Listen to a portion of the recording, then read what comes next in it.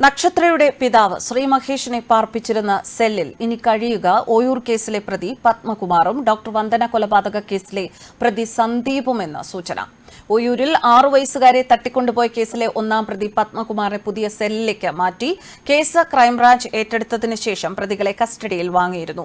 തുടർന്ന് പ്രതികളുടെ കസ്റ്റഡി കാലാവധി കഴിഞ്ഞ ദിവസം അവസാനിച്ചതോടെ പത്മകുമാറിനെ പൂജപ്പുര സെൻട്രൽ ജയിലിലേക്കും മകൾ അനുപമയെയും ഭാര്യ അനിതാകുമാരിയെയും അട്ടക്കുളങ്ങര വനിതാ ജയിലിലേക്കുമാണ് മാറ്റിയത്. പത്മകുമാറിനെ സുരക്ഷാ ബ്ലോക്കിലേക്ക് മാറ്റിയതോടെയാണ് ഡോക്ടർ വന്ദനാദാസിനെ കൊലപ്പെടുത്തിയ പ്രതി സന്ദീപിന്റെ സെല്ലിൽ എത്തിയത്.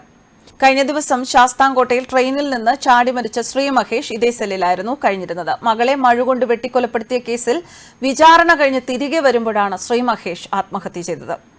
എന്തായാലും ഈ സെല്ലിൽ ഇപ്പോൾ പത്മകുമാറും സന്ദീപും വരുമ്പോൾ ഇവരെ രണ്ടുപേരെയും ഒന്ന് വിശകലനം ചെയ്താൽ രണ്ടാളും പ്രശ്നക്കാരാണ്. പെട്ടെന്ന് ദേഷ്യം വരുന്ന സ്വഭാവക്കാരനാണ് പത്മകുമാർ എന്ന് പരിചയക്കാർ പറയുന്നു. ചെറിയ കാര്യങ്ങൾക്ക് പോലും പ്രകോപിതനാകും. പ്രദേശത്തുള്ള സഹപാഠികളുമായി പോലും അടുപ്പം ഉണ്ടായിരുന്നില്ല. ഏക സഹോദരനാണ് കല്യാണി കേബിൾ എന്ന സ്ഥാപനം തുടങ്ങിയത്. ഈ സഹോദരൻ ജീവനൊടുക്കിയതോടെ പത്മകുമാർ സ്ഥാപനം ഏറ്റെടുത്തു. കോവിഡ് കാലത്ത് അത് വിറ്റു. പിന്നീട് മത്സ്യക്കടയും ബേക്കറിയും തുടങ്ങി. എങ്കിലും രണ്ടും പരാജയപ്പെട്ടു. വരുമാനം പൂർണ്ണമായും നിലച്ചു. ബന്ധുക്കൾ, സഹപാഠികൾ, അയൽക്കാർ എന്നിവരുമായി അടുപ്പമില്ല. കേബിൾ TV സർവീസ് നടത്തുമ്പോഴുള്ള ജോലിക്കാരിൽ ചിലർ ക്രിമിനൽ സ്വഭാവമുള്ളവരായിരുന്നു. ഇവരുമായി മാത്രമാണ് പത്മകുമാറിന് അടുപ്പമുണ്ടായിരുന്നത്. വീട്ടിൽ നിന്ന് പുറത്തു പോകുന്നത് കാറിൽ മാത്രം. വീട്ടിലേക്കുള്ള വഴിയിലെ ട്യൂഷൻ സെന്ററിൽ വിദ്യാർത്ഥികളെ വിളിക്കാൻ വരുന്ന രക്ഷകർത്താക്കളുടെ വാഹനം മാർഗ തടസ്സമുണ്ടാക്കുന്നു എന്ന് പറഞ്ഞ് വഴക്കിടുന്നത് പതിവായിരുന്നു. അനിതകുമാരി പ്രീ ഡിഗ്രിക്ക് പഠിക്കുമ്പോഴായിരുന്നു ഇവരുടെ വിവാഹം.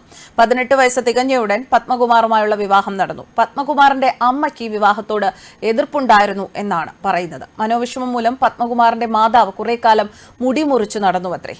മരിക്കുന്നതിന് മുൻപ് കുറേക്കാലം ഇവർ മൗനത്തിലും കഴിഞ്ഞുവെന്ന് പറയപ്പെടുന്നു. ഇനി ഡോക്ടർ വന്ദനയെ അതിക്രൂരമായി കൊലപ്പെടുത്തിയ എയ്ഡഡ് സ്കൂൾ അധ്യാപകനായ സന്ദീപിലേക്ക് വരുമ്പോൾ സന്ദീപ് ശമ്പളം കിട്ടിയാൽ ഒരാഴ്ച ലീവിലാണ്. ഈ ദിവസങ്ങളിൽ കൂട്ടുകാരുമായി ചേർന്ന് മദ്യപിച്ച് കൂത്താടി പ്രശ്നങ്ങൾ ഉണ്ടാക്കുന്നത് നാട്ടുകാർക്ക് തലവേദനയായിരുന്നു. മദ്യലഹരിയിൽ വാഹനം ഓടിച്ച് അപകടങ്ങൾ ഉണ്ടാക്കലും പതിവായിരുന്നു. സന്ദീപിന്റെ കാറിന്റെയും ബൈക്കിന്റെയും പല ഭാഗങ്ങളും ഇടിച്ചും ഉരഞ്ഞും ചളുങ്ങിയ നിലയിലാണ്.